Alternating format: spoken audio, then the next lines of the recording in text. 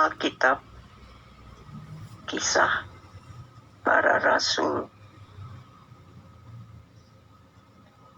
pasal 19 ayat 1-10.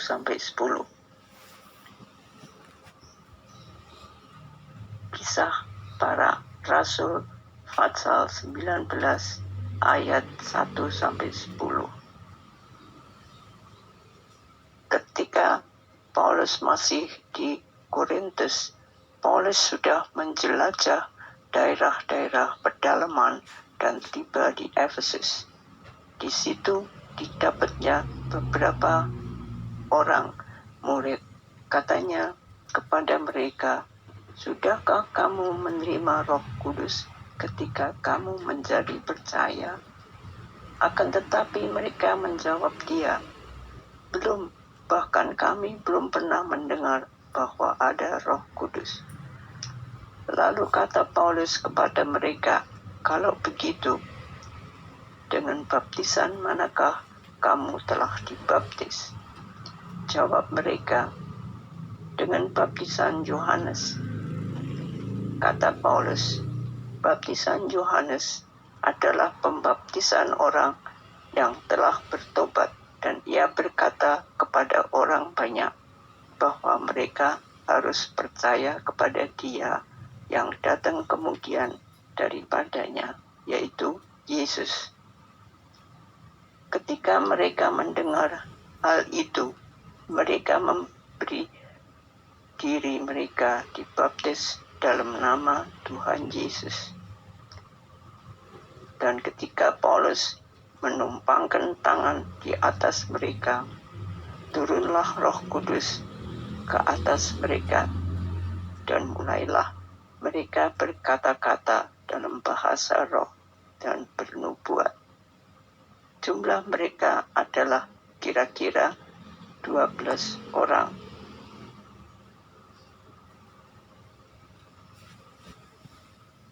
Selama 3 bulan, Paulus mengunjungi rumah ibadat di situ dan mengajar dengan berani. Oleh pemberitaannya, ia berusaha meyakinkan mereka tentang kerajaan Allah. Tetapi ada beberapa orang yang tegar hatinya.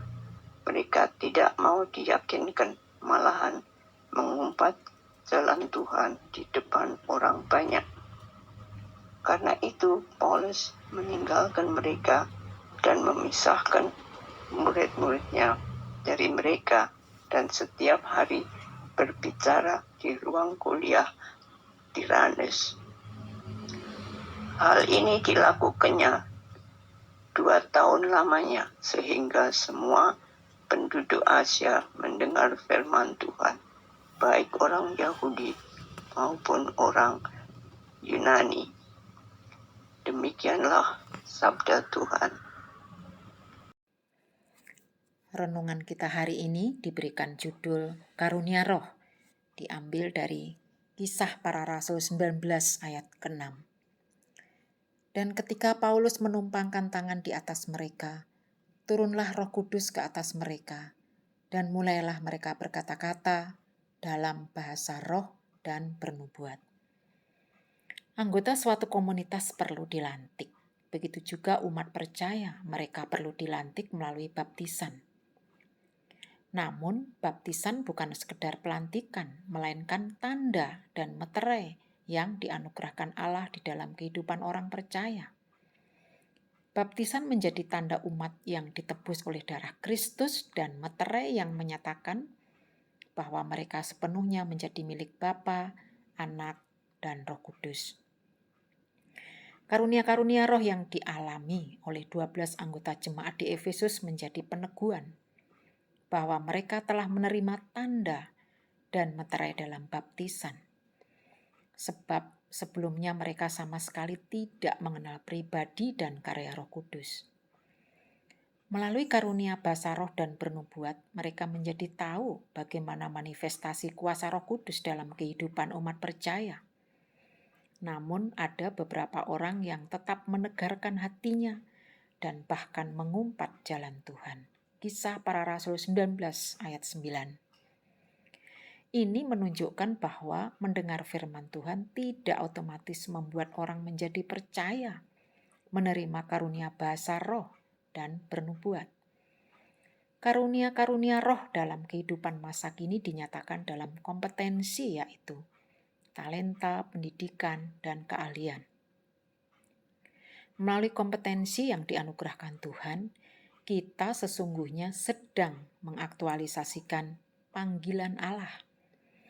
Kita tidak sekedar bekerja dalam suatu posisi atau occupation, melainkan kita memandang setiap pekerjaan, occupation, dijiwai oleh panggilan Tuhan atau vocation. Amin.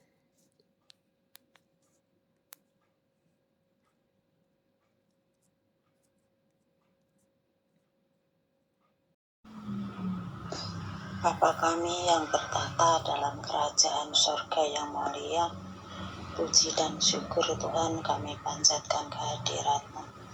Terima kasih Tuhan untuk penyertaan juga pemeliharaan-Mu dalam kehidupan kami sepanjang hari ini, juga hari-hari yang kami lalui. Terima kasih ya Tuhan untuk anugerah-Mu terhadap kehidupan kami. Ya Allah Bapa di surga, kami mau berdoa untuk tiap-tiap pergumulan, baik dalam keluarga maupun pergumulan yang lain. Tuhan, kiranya Engkau tahu pergumulan kami masing-masing. Tuhan yang senantiasa memberkati setiap pergumulan yang boleh kami rasakan. Juga Tuhan yang memberikan kelegaan pada waktunya.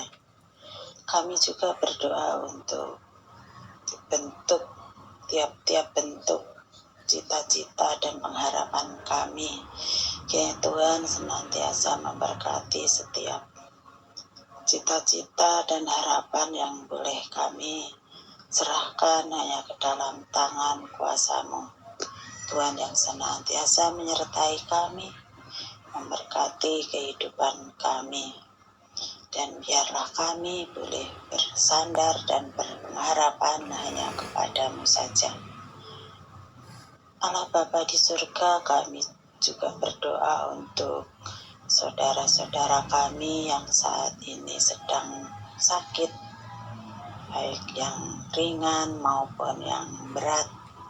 Juga bagi mereka yang menjalani isoman, kiranya Tuhan Engkau tilik mereka, Engkau memberkati mereka, sehingga pada waktunya mereka boleh kembali sembuh seperti sedia kala.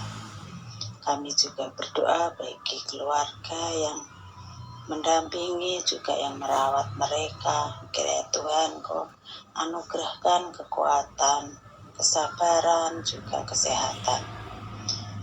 Terima kasih Tuhan, doa ini kami panjatkan hanya dalam nama Tuhan Yesus Kristus. Kami berdoa dan mengucap syukur. Amin. Bapa kami dalam surga, saat ini kami juga mau mendoakan untuk gereja kami, GKI Perumnas, untuk beberapa pokok doa khusus untuk gereja kami.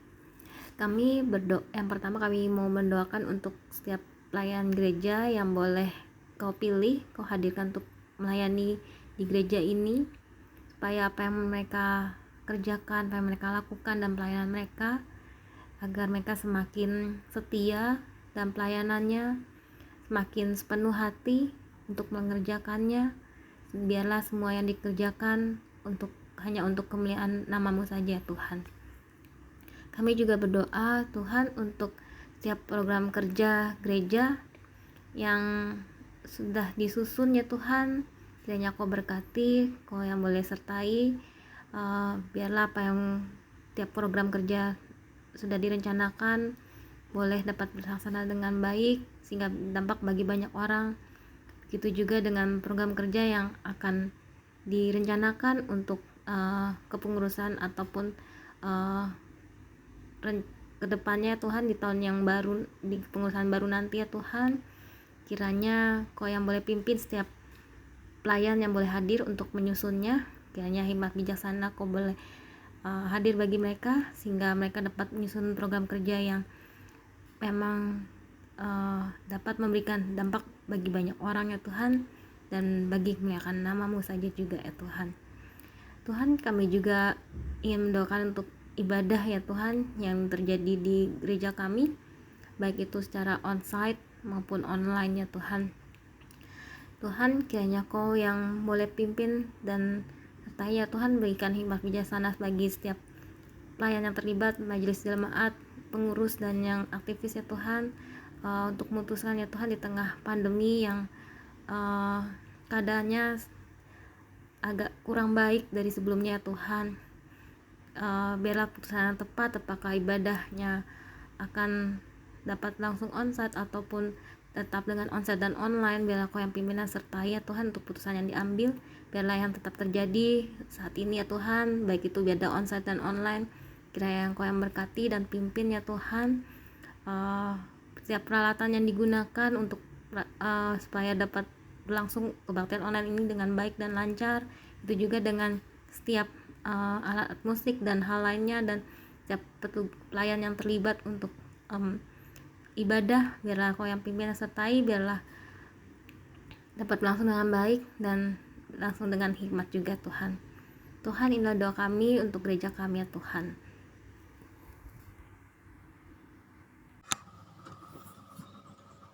Tuhan Yesus, saat ini kami mau berdoa untuk pemerintahan kami tercinta.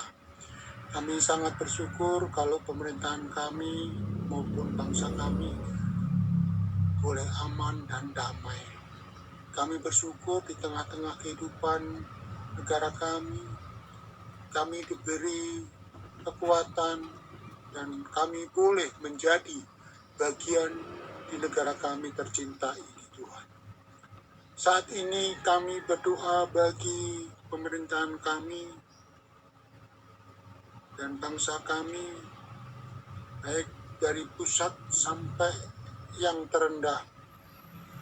Kiranya karuniakan berkat-berkat bagi Bapak Jokowi agar dapat merencanakan dan memegramkan setiap rencana-rencana agar dapat menjalankan tugasnya dengan baik bersama dengan jajarannya Tuhan. Tuhan Yesus, kiranya pemerintahan ini dapat melaksanakan mandat dari rakyat untuk melayani rakyat dengan sepenuh hati dan takut untuk berbuat yang tidak Tuhan Yesus kehendaki. Tuhan Yesus, apa yang sudah menjadi rencana para pemimpin bangsa dan negara kami, kiranya dapat mewujudkan keadilan dan kesejahteraan yang merata bagi seluruh rakyat Indonesia sampai di pelosok-pelosok tanah air kami. Keadilan bisa dirasakan di dalam segi dan di dalam semua aspek yang merata, sehingga bangsa kami menjadi bangsa yang adil dan makmur. Tuhan Yesus, kami berdoa untuk proses vaksinasi booster yang dilaksanakan yang ketiga ini, kiranya boleh berlangsung dengan baik. Kiranya Tuhan memberikan kekuatan untuk tim nakes atau orang-orang yang ikut dalam proses vaksinasi booster ini agar diberi kekuatan dan kesehatan, agar proses vaksinasi di negara kami boleh cepat memenuhi target sehingga COVID boleh berlalu dari negara kami tercinta. Untuk orang-orang yang sampai saat ini belum mau vaksinasi, kiranya Kau berikan kekuatan dan kesempatan untuk dapat ikut serta vaksinasi booster, sehingga rencana dari pemerintahan kami dapat memenuhi target dan dapat mewujudkan ekonomi yang pulih tumbuh kembali. Terima kasih Tuhan Yesus. Dan kami juga berdoa untuk korban Gunung Semeru, gempa bumi maupun banjir yang ada di Indonesia Tuhan. Kiranya karuniakan berkat-berkat-Mu agar saudara-saudara kami yang sakit boleh dipulihkan, dan yang ditinggal oleh sanak saudaranya yang Tuhan panggil, kiranya Kau berikan penghiburan, sehingga semuanya dapat kembali normal dan dapat beraktivitas seperti biasanya. Berkati orang-orang yang ingin membantu menyuplai bahan makanan untuk membantu mereka yang kesusahan Tuhan. Terima kasih Tuhan. Inilah doa kami. Masih banyak yang ingin kami sampaikan, tapi kami percaya Tuhan Yesus lebih tahu apa yang ada di hati kami dan pikiran kami.